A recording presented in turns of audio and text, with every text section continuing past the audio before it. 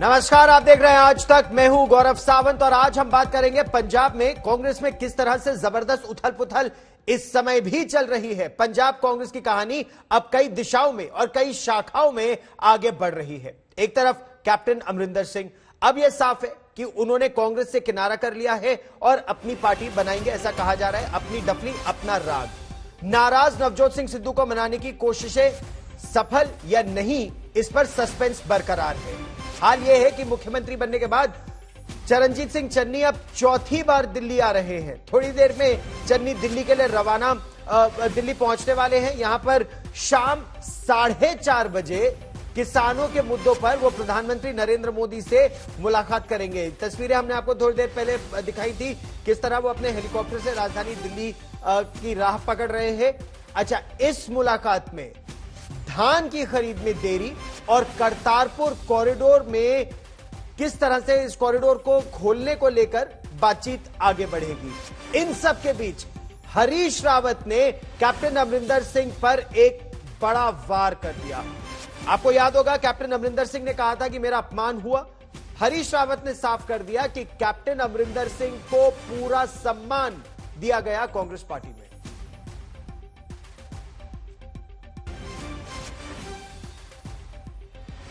जो इस बात को कहा जा रहा है कि उनका ह्यूमिलिएशन हुआ, मैं बहुत विनम्रता से इस बात को कहना चाहता हूं कि पार्टी ने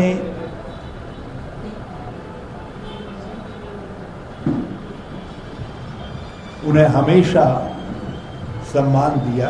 अमरिंदर सिंह जी के 2-3 दिनों में जो बयान आए हैं, वो बयान ऐसा लगता है कि किसी प्रकार के दबाव में हैं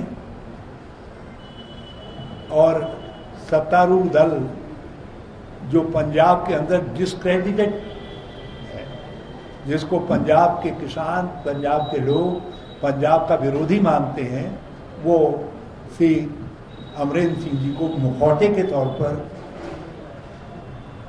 प्रयोग करना चाहते हैं, उपयोग करना चाहते हैं। आज जब देश के सामने लोकतंत्र बचाने का सवाल है,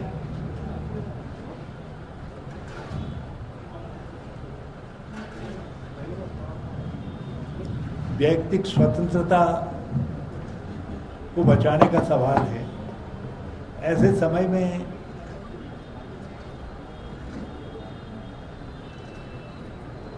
श्री अमरिंदर सिंह जी से ये उम्मीद की जाती थी कि वो सोनिया जी के साथ खड़े होकर लोकतांत्रिक मूल्यों की रक्षा के लिए अपने आप को समर्पित करें।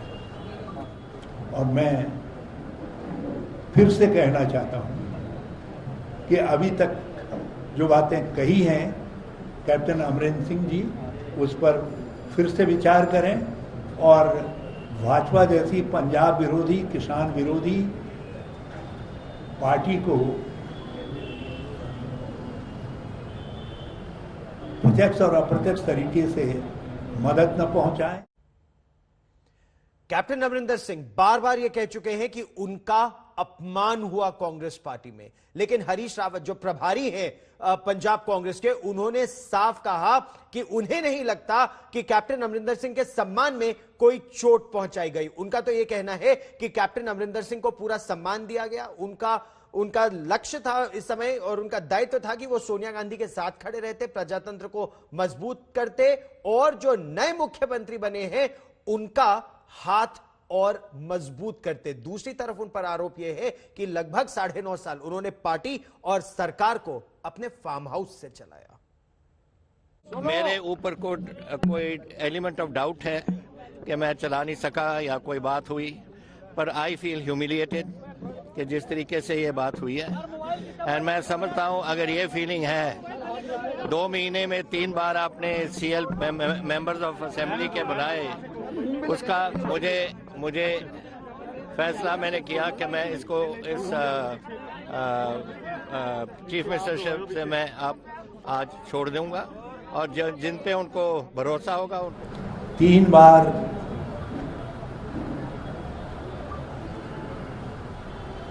वो पार्टी के प्रांतीय अध्यक्ष रहे और 2 बार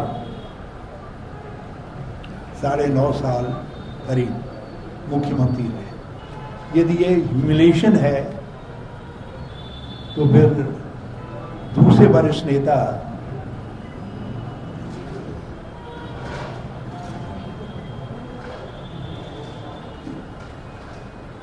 जिनको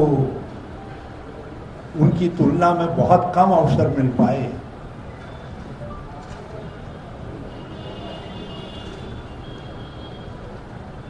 उनसे अमरेंद्र सिंह जी को अपनी तुलना करनी चाहिए। I will tell you later. I've already said so. Number one, I am not going to remain in the Congress. Number two, I am not joining the BJP. That is enough for me at the moment. Sidhu का काम है party चलाना, चरणजीत चन्नी का काम है government चलाना, और government चलाने को इंटरफेरेंस कभी नहीं होती। मैंने अपने टाइम में 2 बार गवर्नमेंट चलाई है, 3 बार मैं पीसीसी प्रेसिडेंट रहा हूँ। एक दूसरे से बात करते हैं, लेकिन फाइनल डिसीजन है चरणजीत चन्नी का, जो चीफ मिनिस्टर है। और मैं फिर से कहना चाहता हूं कि अभी तक जो बातें कही हैं कैप्टन अमरिंदर सिंह जी, उस पर फिर से विचार करें और भाजपा जैसी पंजाब विरोधी, किसान विरोधी पार्टी को प्रत्यक्ष और अप्रत्यक्ष तरीके से मदद न पहुंचाएं। और इस समय मेरे 2 सहयोगी हमारे साथ जुड़ रहे हैं। सतिंदर चौहान चंडीगढ़ से जुड़ रहे हैं, आनंद पटेल राजधानी दिल्ली से जुड़ रहे हैं। सतिंदर, ये जो आरोप हरीश रावत ने सीधे सीधे कैप्टन अमरिंदर सिंह पर लगाया है कि 9.5 साल मुख्यमंत्री रहे, इतना उनको सम्मान दिया पार्टी में, उनका कभी अपमान नहीं किया, वो फार्म हाउस से पार्टी और राज्य चला रहे थे, बादलों के बेहद करीबी थे, भ्रष्टाचार पर कार्रवाई नहीं की, तो इन सब आरोपों से क्या यह साफ है कि कैप्टन और कांग्रेस का रास्ता बिल्कुल अलग है और अब यह लड़ाई खुलकर सामने है? देखिए गौरव, आपने अपने आप कह दिया कि रास्ता अलग है, इसमें कोई दो राय नहीं है। कैप्टन और कांग्रेस अब 2 अलग हो चुके हैं। दूसरी बात, हरीश रावत कह रहे हैं कि कैप्टन अमरिंदर सिंह ने 9.5 साल फार्म हाउस से सरकार चलाई, तो यही हरीश रावत हैं जो 15 दिन पहले ये कह रहे थे कि देश की सबसे बेहतर सरकार कैप्टन अमरिंदर सिंह की सरकार है। और उनसे ये सवाल पूछा गया था कि captain Amarinder Singh farm house से सरकार क्यों चलाते हैं, तो यही हरीश रावत कैप्टन अमरिंदर सिंह को प्रोटेक्ट करते हुए कह रहे थे कि कोई फार्म हाउस नहीं है, ये कांग्रेस पार्टी है और कांग्रेस पार्टी जनहितैषी होती है।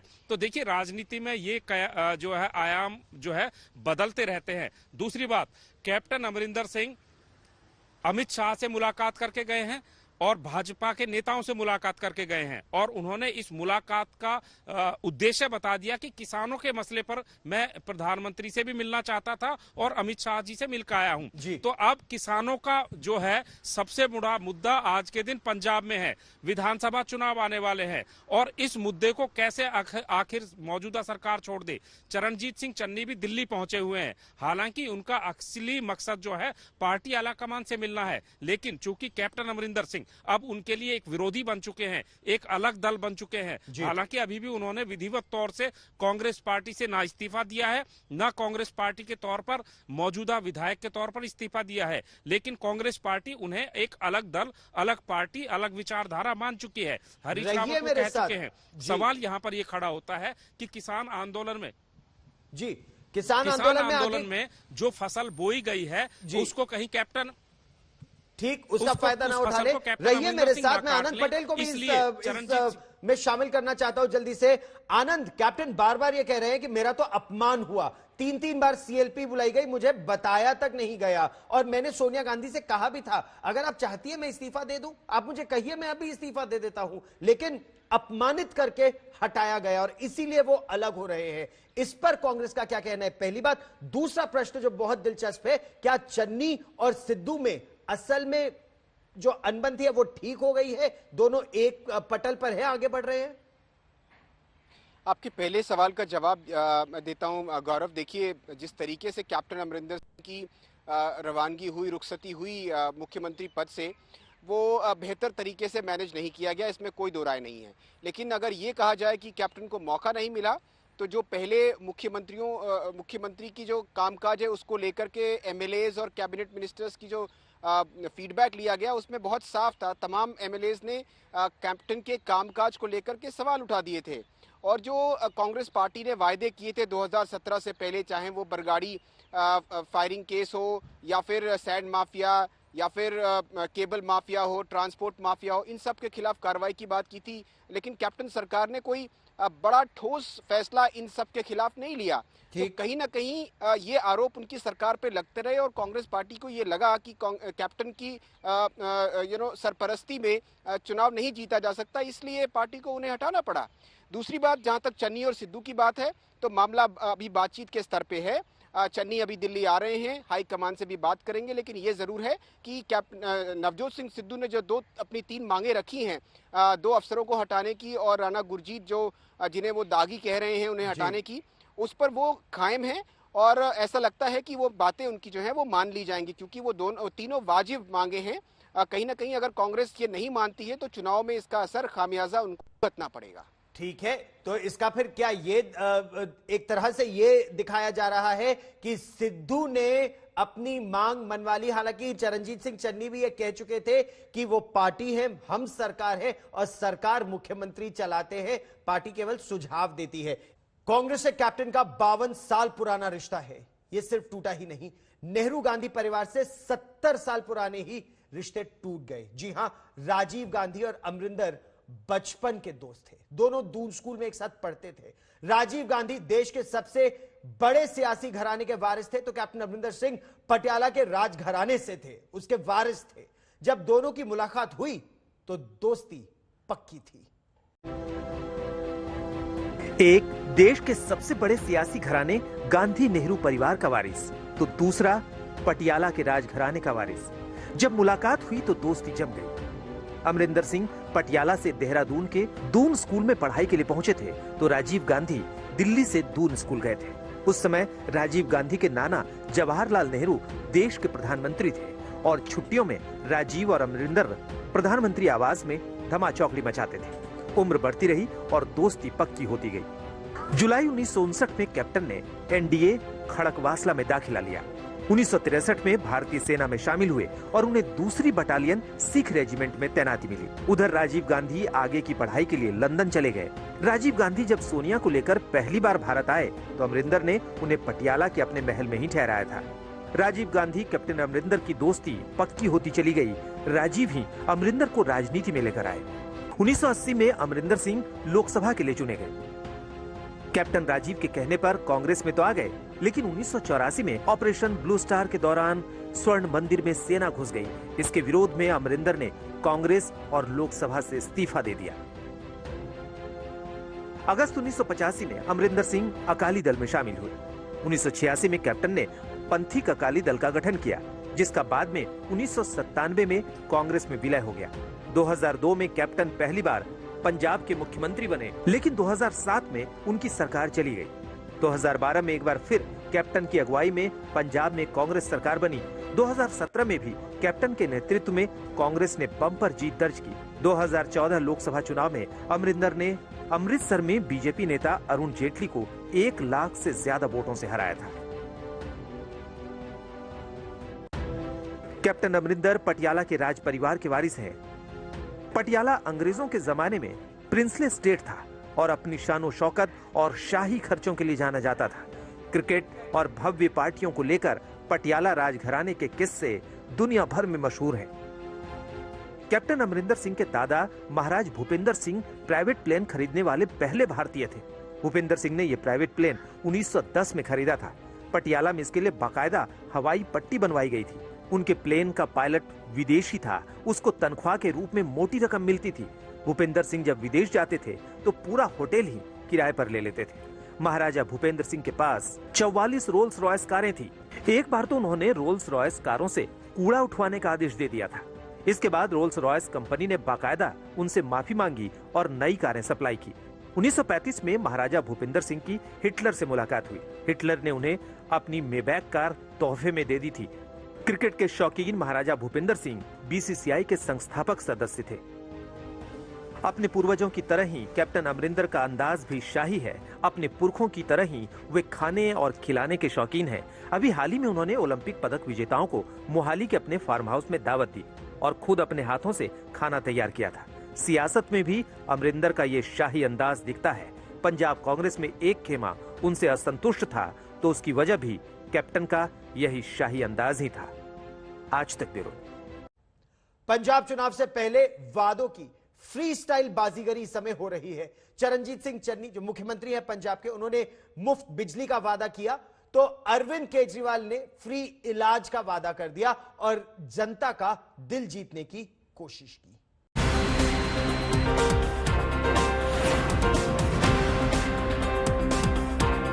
भरोसा रखो, केजरीवाल हवा में बात नहीं कर रहा।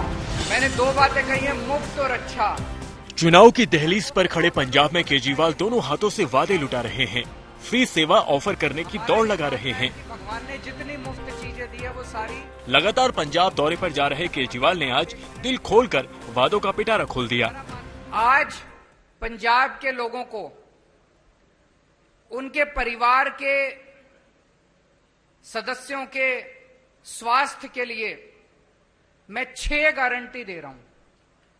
6 गारंटी। पहली गारंटी, पंजाब के हर बंदे को मुफ्त और अच्छा इलाज मुहैया कराया जाएगा। केजरीवाल ने पंजाब की जनता को वादों की 6 गारंटी दी है। अगर ये वाकई अमल में आ गए तो समझिए जनता के वारे न्यारे हो जाएं। सरकारी अस्पतालों में दवा इलाज मुफ्त, 20 लाख ऑपरेशन भी मुफ्त, हर व्यक्ति को हेल्थ कार्ड, 16,000 मोहल्ला क्लिनिक, बड़ी तादाद में नए अस्पताल, हादसा होने पर निजी अस्पताल में मुफ्त इलाज। ये केजरीवाल के वायदों की नई किश्त है। आपको याद होगा कि मुफ्त बिजली पाने के वादों की रेवड़ियां तो पंजाब में पहले ही बांट आए हैं। कांग्रेस भी इसी दौड़ में अपने हिस्से के वादे लुटा चुकी है। पंजाब के हर बंदे को मुफ्त और अच्छा इलाज मुहैया कराया जाएगा। ये मेरी गारंटी है, ये मेरा वादा है। सारी दवाइयां, सारे टेस्ट, सारा इलाज, सारा ऑपरेशन, सब कुछ मुफ्त होगा। दिल्ली में करके दिखाया।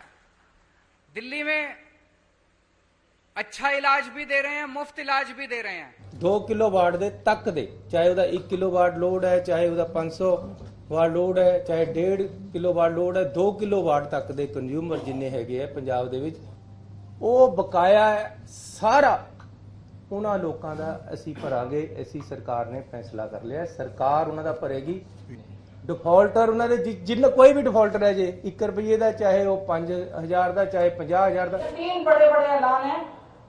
एक, हर घर को 300 यूनिट तक मुफ्त बिजली। 2, पुराने सारे बिजली के बिल माफ और उनका कनेक्शन बहाल होगा। जितने पुराने लोग जितने कट गए सबका कनेक्शन बहाल होगा। सबको सम्मान की जिंदगी दी जाएगी। और तीसरी चीज, 24 घंटे बिजली दी जाएगी। जितने पुराने बिल हैं डोमेस्टिक के, जितने पुराने बिल हैं सारे माफ किए जाएंगे। मैंने 2 बातें कही हैं, मुफ्त और अच्छा। केजरीवाल ने पंजाब में पूरा जोर लगा दिया है। आम आदमी पार्टी पूरे दम से चुनाव लड़ने की तैयारी में दिख रही है। संगठन के तौर पर आम आदमी पार्टी ने यहाँ अपना विस्तार किया है। बस तलाश है तो एक जोरदार चेहरे की।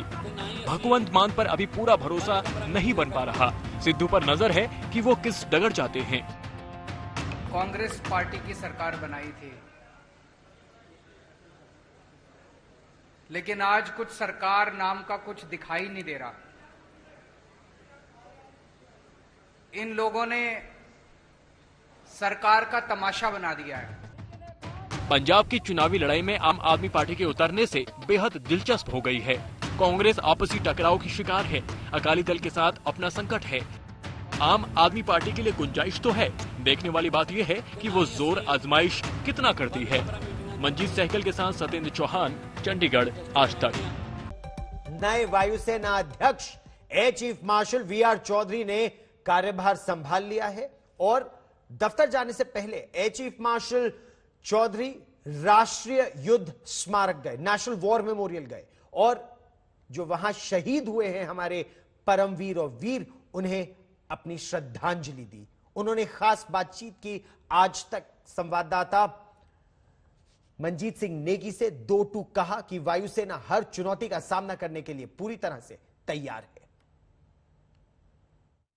सरहद पर चीन पाकिस्तान की चुनौती हो या फिर कोई आपदा, वायुसेना हर मोर्चे पर तैयार रहती है। इस वक्त हमारे साथ वायुसेना के नए प्रमुख air chief marshal VR Chaudhary हैं। आपको बहुत बहुत शुभकामनाएं सर।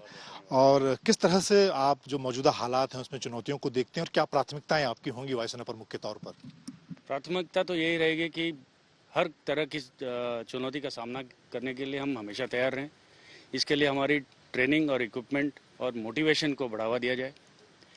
हम जैसे मैं अभी बताया कि हमारे वायुसैनिकों में बहुत क्षमता है, बहुत पोटेंशियल है और अधिक ज्ञान प्राप्त करने की और अधिक प्रशिक्षण प्राप्त करने की, इसी से हमारी तैयारी पूरी हो सकती है। और जैसे अभी मैंने बताया कि पूर्व वायुसेना अध्यक्षों ने काफ़ी बड़े कदम लिए थे आत्मनिर्भरता की ओर। मेरा यही प्रयास रहेगा कि हर दृष्टि से हम स्वावलंबी रहें और आत्मनिर्भरता को और भी बढ़ावा दें। हमने देखा कि पिछले दिनों में जिस तरह की चुनौतियां हमारी दोनों सरहद पर रही हैं, चाहे पाकिस्तान के साथ हो या खासतौर से चीन, पिछले 1.5-2 सालों के दौरान वायुसेना ने अहम भूमिका निभाई एक दबाव बनाने पर। आगे आने वाले समय को देखते हुए किस तरह की तैयारी होगी खासतौर से सरहद पर दुश्मनों के खिलाफ? आपको जानकारी है कि हमने जितना हमारे नया इक्विपमेंट हमने इंट्रोड्यूस किया है पिछले 1 साल में, जैसे कि रफाल फाइटर्स हैं या surface to air guided weapons हैं, सबको हमने बहुत कम समय में हमने उसको ऑपरेशनली रेडी करके तैनात किया था। इसी तरह जितना भी नया इक्विपमेंट आएगा उसको भी हम तुरंत ही ट्रेनिंग और डिप्लॉयमेंट के तौर से उसकी ऑपरेशनल कैपेबिलिटी एनहांस करेंगे। ऐसे कौन से हथियार होंगे आने वाले दिन, चाहे मेक इन इंडिया की हम बात करें या फिर हम जो बाहर से मेक इन इंडिया के जरिए बना रहे हैं? क्योंकि प्रधानमंत्री नरेंद्र मोदी का काफी जोर रहता है कि हम अपनी ताकत को मेक इन इंडिया के जरिए बढ़ाएं। इंडियन मेड डीआरडीओ की तरफ से प्रोड्यूस जो हैं, जैसे कि अस्त्रा बियॉन्ड विजुअल रेंज मिसाइल हैं, 83 एडिशनल LCA हैं, MR SAM हैं, आकाश एडिशनल हैं, ये सारे मेड इन इंडिया हैं और इसको हम जितनी जल्दी हो सके उतनी जल्दी हम उसको ऑपरेशनलाइज करेंगे। एक आखिरी सवाल सर, हमने देखा कि चाहे किसी भी चुनौती हो, अफगानिस्तान में किस तरह से लोगों को आपने रेस्क्यू किया या कोविड के समय या फिर सरहद पे किस तरह की जो चुनौतियां होती हैं, वायुसेना हर मोर्चे पर तैनात रहती है। क्या मैसेज होगा आपका अपने एयर वॉरियर के लिए, लोगों के लिए? ये वायुसैनिकों के लिए तो यही मैसेज रहेगा कि देश की हर चुनौती का सामना करने के लिए हमेशा तैयार रहना है। हमें चुनौती किस तरह से आएगी, किस प्रकार से आएगी, हम इसका अंदाज नहीं लगा सकते हैं, पर हमें ट्रेनिंग और प्रिपेयर्डनेस की तरफ से हमेशा हम तैयार रहेंगे। बहुत धन्यवाद। तो वायुसेना प्रमुख air chief marshal VR Chaudhary का कहना है कि अपनी तैयारी ट्रेनिंग से हर मोर्चे पर हमेशा देश के लिए तैयार रहेंगे। कैमरामैन अनिल जायसवाल के साथ मंजीत नेगी, दिल्ली, आज तक। रुख करते हैं दूसरी बड़ी खबर का। कहां है मुंबई के पूर्व पुलिस कमिश्नर परमवीर सिंह? अगस्त के बाद से परमवीर सिंह का कोई अता पता नहीं है। अब अटकलें तेज ये है कि एंटीलिया विस्फोटक केस में आरोपी परमवीर सिंह हो सकता है देश छोड़कर विदेश फरार हो गए।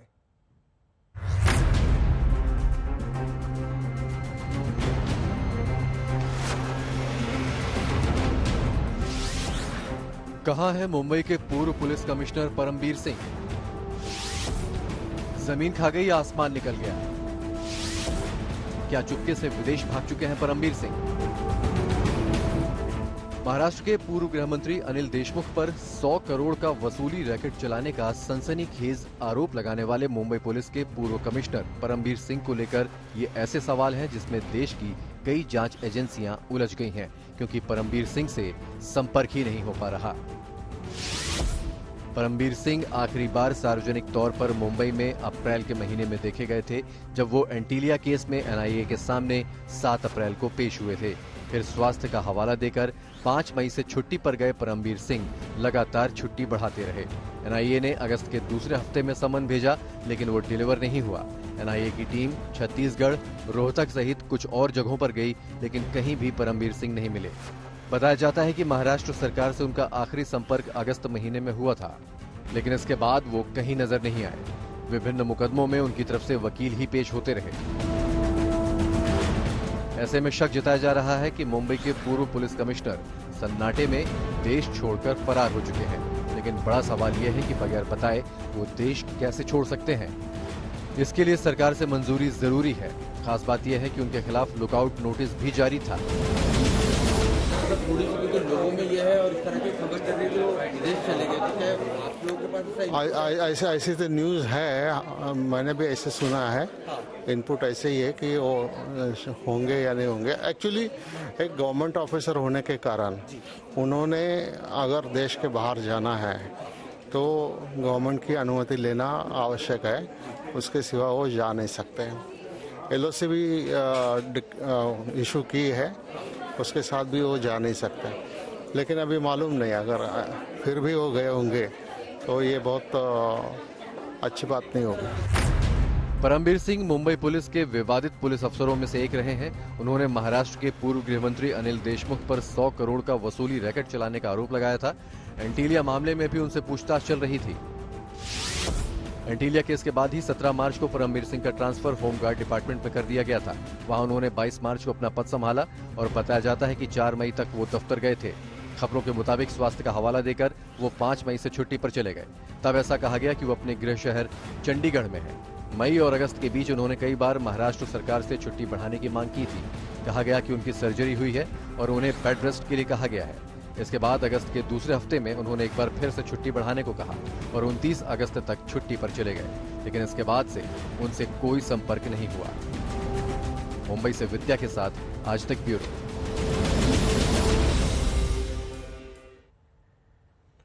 और महाराष्ट्र से हम आपको लिए चलते हैं उत्तर प्रदेश। अब बात करते हैं गोरखपुर पिटाई मामले की। अब तक पुलिस ने किसी पुलिस वाले की गिरफ्तारी नहीं हुई है। इस गोरखपुर पिटाई कांड में मामला और बिगड़ रहा है। पुलिस वाले बिना वजह उन्हें साथ क्यों लेकर जा रहे हैं? मैं आपको बताता हूं कि यह आखिरी शब्द है कानपुर के उस कारोबारी मनीष गुप्ता के। गोरखपुर के होटल कृष्णा इन में पुलिस की टीम पहुंची। रूटीन चेकअप के नाम पर कथित रूप से मारपीट हुई। तभी मनीष गुप्ता ने अपने ममेरे भाई को फोन किया। आपको सुनाते हैं मनीष गुप्ता का वो आखिरी फोन कॉल।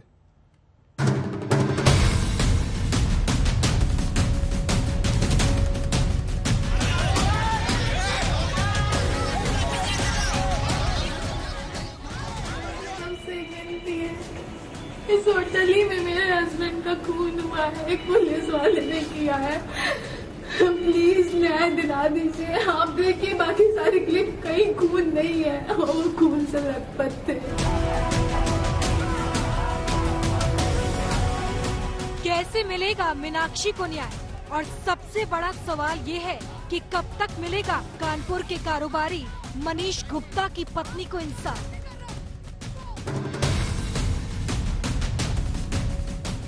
गोरखपुर के होटल कृष्णा में लगातार गहमा गहमी तेज है।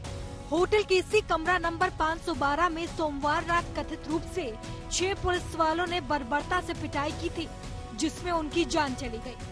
आज गोरखपुर के रामगढ़ ताल थाना क्षेत्र में होटल में जांच के लिए खुद ADG जोन अखिल कुमार और मौकाए वारदात का मुआयना लेने पहुंचे। क्योंकि सीधी उंगली खाकी वर्दी पर उठी है तो मामला सियासी रूप से गर्म हो चुका है, लिहाजा पुलिस फूंक फूंक कर कदम रख रही है। मुख्यतः विवेचना जो है crime branch Lucknow Gorakhpur police को दे दी गई है। उस टीम को हम लोग ने सुदृढ़ करने के लिए कहा है और भी विवेचक इसमें एक साथ लगाए जाएंगे ताकि जल्दी से जल्दी विवेचना निष्कर्ष पे पहुंच जाए। सभी बिंदुओं पे छानबीन के लिए कहा गया है। जो घटनास्थल के में गवाह हैं उनको, जो मेडिकल रिपोर्ट्स आई हैं उनको, उससे किन परिस्थितियों में ये चेकिंग चल रही थी, नहीं चल रही थी, कौन कौन उसमें इन्वॉल्व रहे, कितना इसका इन्वॉल्वमेंट हो, सभी बिंदुओं पे छानबीन होगी और उस पर निर्णय आगे वो लोग लेंगे। बस ये है कि उनको जल्दी से जल्दी इस कार्रवाई को करने के लिए निर्देश दिए हैं। कई बिंदुओं में CCTV का फुटेजेस देखना। जिन सारे सबूतों को पुलिस खंगाल रही है उसमें मनीष गुप्ता का आखिरी फोन कॉल भी शामिल होगा। कानपुर के कारोबारी की आखिरी कॉल की क्लिप आज तक के पास है। ये कॉल मनीष गुप्ता ने अपने ममेरे भाई दुर्गेश वाजपेयी को उस वक्त किया था जब पुलिस वाले सोमवार रात 12:15 बजे होटल के कमरा नंबर 512 में कथित रूप से मारपीट और बदतमीजी पर उतारू हो गए थे। मामा ने मुझे जब फोन मिलाया, उन्होंने ये मुझसे बोला कि बेटा कुछ पुलिस वाले आए हैं, मुझे थाने लेकर के जा रहे, मेरे साथ जोर जबरदस्ती कर रहे हैं, बदतमीजी कर रहे हैं, अब तुम देख लेना। हमने ठीक है, मैं कप्तान से बात कर रहा हूँ। कप्तान साहब का फोन आपको नहीं लगा। उसके बाद उनका फोन नहीं हुआ, स्विच आउट हो गया। 1 घंटे बाद उनके दोस्तों ने मुझे सूचना दी कि उनको काफ़ी ज़्यादा चोट आई, पुलिस वालों ने इतना मारा है, पूरी ब्लीडिंग हो गई काफ़ी ज़्यादा। उनको बगल में हॉस्पिटल लेके गए हैं, लेकिन उस हॉस्पिटल भी लेके नहीं गए थे। फिर पता चला कि वो मेडिकल कॉलेज लेके गए, लेकिन मेडिकल कॉलेज भी वो नहीं पहुँचे। जब मेरी होटल के मालिक से बातचीत हुई, मैंने कहा होटल के मालिक से बातचीत कराइए, लगभग इन सब दौर में 2 घंटे गुजर गए, रात में 2-2:30 बज गए। तो होटल के मालिक ने मेरे से बोला उनकी हालत काफ़ी ज़्यादा क्रिटिकल कंडीशन में। हमने कहा हुआ क्या? उन्होंने बोला कि वो कह रहे हैं कि गिर गए इसलिए चोट आ गई। आइए अब हम आपको फोन कॉल सुनवाते हैं, आप खुद सुनिए मनीष गुप्ता की आवाज। बेटा हम लोग कृष्णा में है, गोरखपुर। कृष्णा इन गोरखपुर। और ये लोग क्या कर रहे हैं? हम लोग सो रहे थे, अदालत में आए हैं।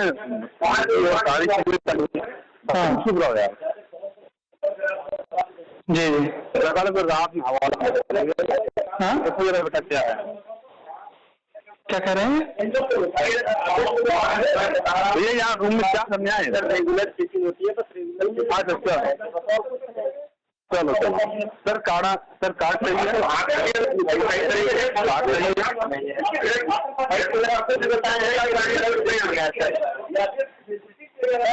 अभी चेक कर लो उसको।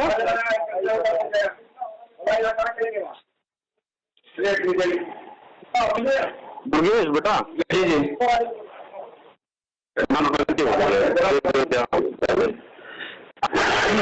थाने से हैं लोग, यही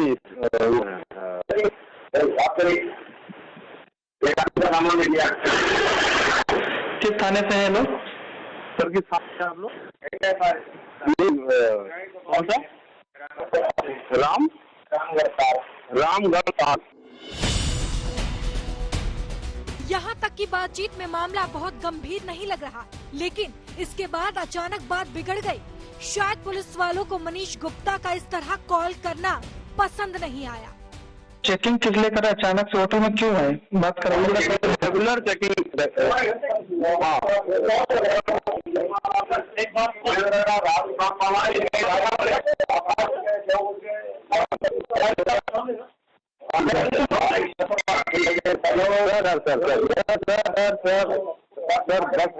सर फालतू ना जी बात खराब हो रही है। सुना आपने, मनीष गुप्ता कह रहे थे कि बात खराब हो रही है। अब ये लोग बिना वजह थाने ले जा रहे हैं। क्या कह रहे हैं लोग? हम लोग को थाने ले जाता बेटा बिना किसी वजह। रुकिए मैं बात कर रहा हूँ एसपी से। हाँ इनसे बात कराइए। मनीष गुप्ता की आशंका सही साबित हुई, बात सच में खराब हो गई। पुलिस वाले मनीष गुप्ता को अपने साथ ले तो गए, लेकिन मनीष अपने घर जीवित नहीं पहुंच सके। इस होटल ही में मेरे हस्बैंड का खून हुआ है, एक पुलिस वाले ने किया है, प्लीज न्याय दिला दीजिए। गोरखपुर से गजेंद्र त्रिपाठी के साथ आज तक ब्यूरो। 1 अक्टूबर दुनिया भर में अंतर्राष्ट्रीय वृद्ध दिवस के तौर पर मनाया जाता है। इस दिन का मकसद बुजुर्गों की समस्याओं को सामने लाना है। भारत में भी बुजुर्गों की आबादी तेजी से बढ़ रही है, लेकिन इस बढ़ती आबादी को जिस देखभाल और आर्थिक मदद की आवश्यकता होती है, उसमें भारत खासा पीछे छूटता जा रहा है। 1 अक्टूबर को दुनिया भर में अंतर्राष्ट्रीय वृद्ध दिवस के तौर पर मनाया जाता है। दुनिया में इनकी तादाद लगातार बढ़ती जा रही है। अनुमान है कि भारत में बुजुर्गों की आबादी 2025 के आखिर तक बढ़कर 16 करोड़ पहुंच जाएगी। इस शताब्दी के आखिर तक भारत की कुल आबादी में 34% हिस्सेदारी बुजुर्गों की होगी। लेकिन इसके बावजूद भारत में बुजुर्गों की अनदेखी जारी है। लगातार बढ़ती बुजुर्गों की तादाद के बावजूद 2020-21 के आर्थिक सर्वे में इस सेगमेंट का कोई जिक्र नहीं किया गया। भारत में बुजुर्गों की हालात जानने के लिए एक सर्वे किया गया था। इस नतीजों के मुताबिक 60 साल की उम्र के बाद में भारत में बुजुर्गों की स्वस्थ जिंदगी करीब 13 साल की होती है। अगर इसकी तुलना दूसरे विकसित देशों से की जाए तो ये काफी कम है। यही नहीं, भारत में ज्यादातर बुजुर्ग ग्रामीण इलाकों में रहते हैं। गांवों में रहने वाले इन बुजुर्गों में से 40% गरीबी रेखा के नीचे हैं और 73% अशिक्षित हैं। इनमें से 90% बुजुर्गों के पास किसी तरह की सामाजिक सुरक्षा नहीं है और 43% बुजुर्गों की मौत दिल की बीमारियों, धूम्रपान और कैंसर से होती है। स्वास्थ्य को लेकर सरकार काफी कुछ कर रही है और इसके लिए डिजिटल हेल्थ कार्ड भी बनाया जा रहा है, लेकिन बीमारियों से पीड़ित होने वालों में बुजुर्ग सबसे ज्यादा हैं। ऐसे में इनके लिए अलग से किसी तरह की सुविधा देना जरूरी है। पेशेंट चाहे दुनिया में कहीं पे भी चले जाए, खासकर इस देश में किसी भी जगह जाए, वो उस मेडिकल रिकॉर्ड्स को डॉक्टर्स तक पहुंचा सकते हैं बड़े आसानी से। इससे इलाज करने में बहुत आसान होगी। दूसरी है, इंश्योरेंसेस के काम बहुत तेजी पकड़ेंगे, क्योंकि इंश्योरेंस को जो इंफॉर्मेशन चाहिए, जो उनको हेल्प करता है क्लियरेंस देने में, वो बहुत आसान हो जाएगा। 2018-19 के आर्थिक सर्वे में सरकार ने बुजुर्ग होती देश की आबादी के लिए विस्तार से जिक्र किया था, लेकिन इसके बाद से सरकार के इस महत्वपूर्ण नोट में बुजुर्गों के बारे में कोई जिक्र नहीं किया गया है। आज तक ब्यूरो। स्वदेशी कंपनी भारत बायोटेक की कोवैक्सीन को इसी महीने वर्ल्ड हेल्थ ऑर्गेनाइजेशन से मंजूरी मिल सकती है। 5 अक्टूबर को होने वाली WHO की समिति की विशेष बैठक में इस पर फैसला लिया जाने की उम्मीद है। इसके बाद कोवैक्सीन लगवाने वालों के लिए भी विदेश का रास्ता खुल जाएगा। साथ ही कुछ और देशों में इस वैक्सीन का इस्तेमाल भी शुरू हो सकता है।